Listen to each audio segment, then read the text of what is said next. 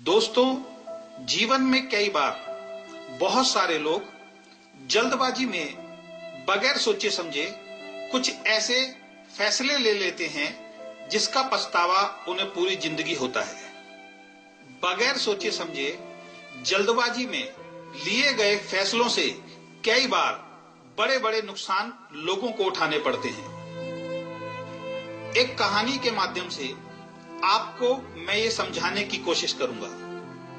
एक बार एक गांव में एक किसान अपनी पत्नी के साथ रहता था। वैसे तो उनके पास सब कुछ था, लेकिन सिर्फ एक बात की कमी थी, उनके कोई संतान नहीं थी। और इस बात का दुख उन दोनों को हमेशा रहता था। वो दोनों हमेशा लोगों की भलाई के लिए काम करते थे, कभी भी किसी के बारे में गलत नहीं सोचते थे। रोज मंदिर जाकर भगवान से एक ही आशीर्वाद मांगते थे कि हमारी झोली भी एक संतान से भर दे।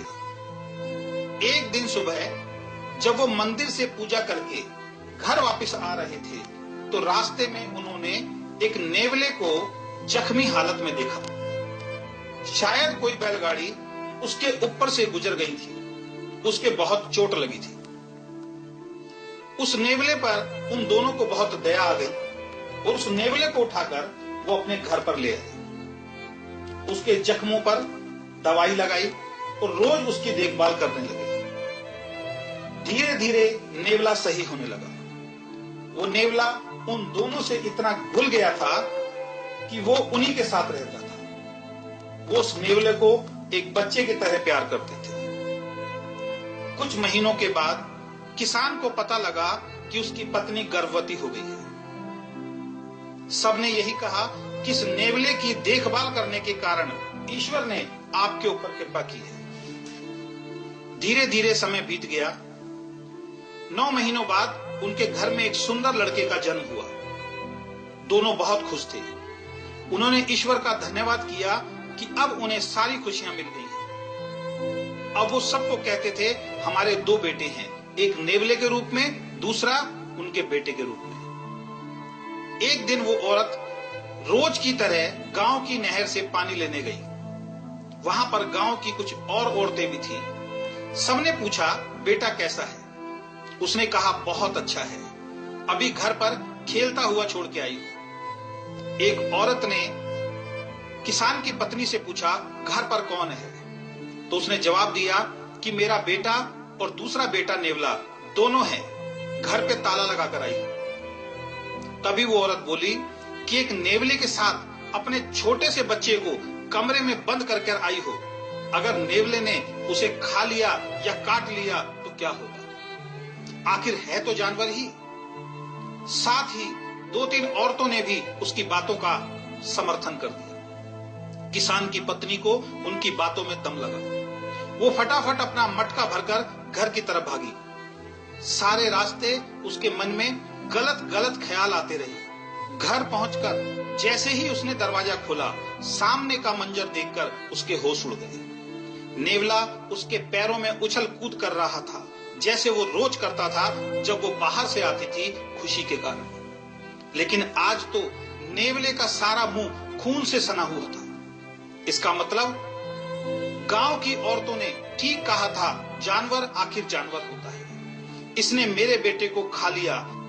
ये बात उससे सहन नहीं हुई और गुस्से में उसने पानी से भरा घड़ा उस नेवले के ऊपर फेंक कर मारा और भागी भागी कमरे के अंदर अपने बेटे के पास पहुंची। जैसे ही वो कमरे में पहुंची, उसके होश उड़ गए। उसका बेटा बड़े मजे से कमरे में खेल रहा था और उसके पास एक जहरीला सांप मरा पड़ा था। इसका मतलब वो जहरीला सांप उसके लड़के को डसने के लिए बढ़ रहा था।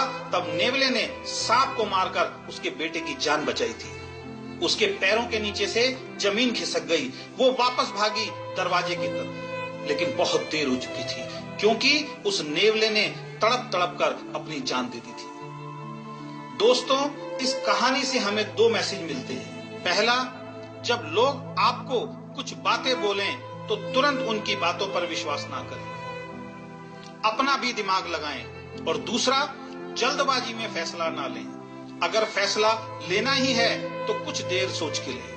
अगर किसान की पत्नी ने पहले अंदर जाकर देख लिया होता तो आज उसका दूसरा बेटा भी जिंदा होता।